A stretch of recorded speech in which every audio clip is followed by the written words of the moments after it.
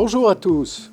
Pour la deuxième année consécutive, nous n'allons pouvoir nous retrouver à la salle des Bruyères pour les traditionnels vœux du maire. Aussi, c'est par cette vidéo de quelques minutes que nous allons faire un point de la situation et que nous vous présenterons nos vœux pour l'année 2022. Tout d'abord, l'année 2021 aura été marquée par la fin des travaux d'extension de l'école Jean Monnet, inaugurée le 27 novembre dernier, l'achèvement de la construction du nouveau bâtiment de la mairie, il devrait être ouvert au public fin février, la création d'une voie douce entre le centre-bourg et la Croix de la Mission, donc voie douce réservée aux piétons et aux cyclos.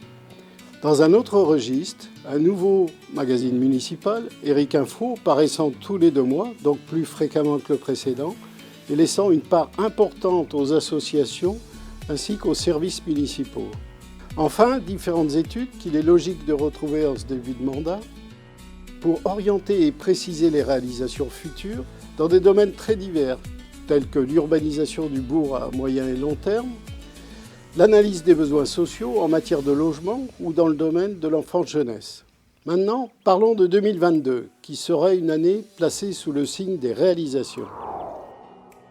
En ce début d'année, j'ai le plaisir de vous informer que tous les Héricois sans mutuelle pourront souscrire dès le 1er janvier un contrat auprès de la MCRN ou Aesio Mutuelle.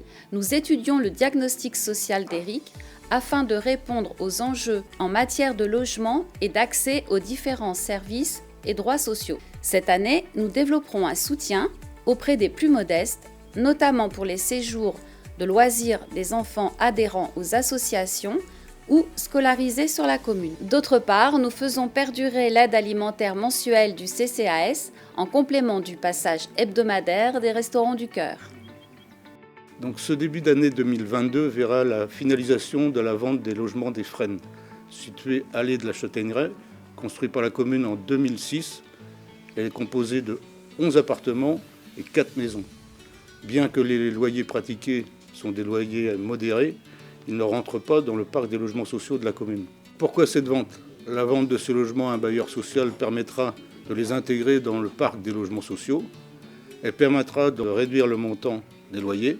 Des travaux d'entretien relativement conséquents devenaient nécessaires. Et puis, le produit de cette vente permettra de financer d'autres projets sur la commune.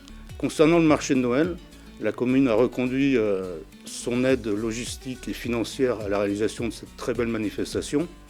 L'idée étant de poursuivre en 2022 avec Éric Proenco et les associations de la commune. La commune soutient la mise en place d'un magasin de producteurs dont l'ouverture est prévue en mars sur les sites de l'ancienne école Sainte-Marie. 2022 sera l'année du lancement d'aménagement routier des 5 premiers hameaux retenus en commission patrimoine communal, que sont la Chênaie-Laquais, la Tondrie, le Champ-Poivre, la Verdinière et la Serventière. Pour cela, nous serons accompagnés d'un bureau d'experts et en concertation avec les citoyens, nous sécuriserons les vélos et piétons de ces lieux-dits. 2022 sera l'année de l'installation d'un dispositif vidéosurveillance portant sur certains points stratégiques du bourg et des bâtiments communaux. Des réunions publiques vous seront proposées dans ce cadre. En 2022, nous allons mettre en place un plan d'entretien préventif des bâtiments à la suite d'un diagnostic bâtiment par bâtiment, en priorisant les écoles et les locaux recevant les enfants. Pour la restauration scolaire, le marché arrive à échéance en août 2022. Lors du nouvel appel d'offres, l'une de nos priorités sera de rendre les repas plus responsables en généralisant le zéro gaspille et valorisant les filières locales et bio. L'aménagement des abords de l'école Jean Monnet et de la Maison des Jeunes, côté rue de la Forêt, sera finalisé en intégrant les dimensions sécurité et qualité paysagère. Nous engagerons un travail sur la diversification des modes de garde des enfants de toute la commune. Les agents du multi-accueil et du périscolaire seront notamment formés pour accueillir les enfants en situation de handicap ou ayant des besoins spécifiques. Les élus du CMJ proposeront cette année plusieurs projets, un concours de jeunes talents, une chasse aux œufs et un après-midi jeu. 2022 verra la finalisation de l'étude Éric Horizon 2035 qui va donner de grandes orientations pour l'aménagement de notre commune pour la décennie à venir. Afin de favoriser l'usage du vélo, des supports et une signalétique seront mis en place à différents endroits du bourg. Le travail sur les liaisons douces avec les villages va se poursuivre. Depuis le 3 janvier 2022, grâce à notre action auprès de la région, 2 nouveaux horaires de cars de milieu de journée ont été ajoutés pour relier Éric à Nantes. Nous poursuivrons notre action pour améliorer la desserte de la commune vers l'agglomération nantaise. Un programme d'animation sur le développement durable est mis en place en 2022 avec des visites, des ateliers et un temps fort autour de la nature en ville. 2022 verra aussi la création d'un rucher municipal, signe de notre engagement pour la biodiversité. Enfin, des ombrières photovoltaïques seront mises en place sur les parkings du collège et de l'espace des Bruyères. Elles produiront de l'électricité renouvelable. Pour 2022, nous souhaitons que le sport et la culture, qui ont chacun souffert des multiples protocoles sanitaires, reprennent leur place importante au sein de notre vie locale.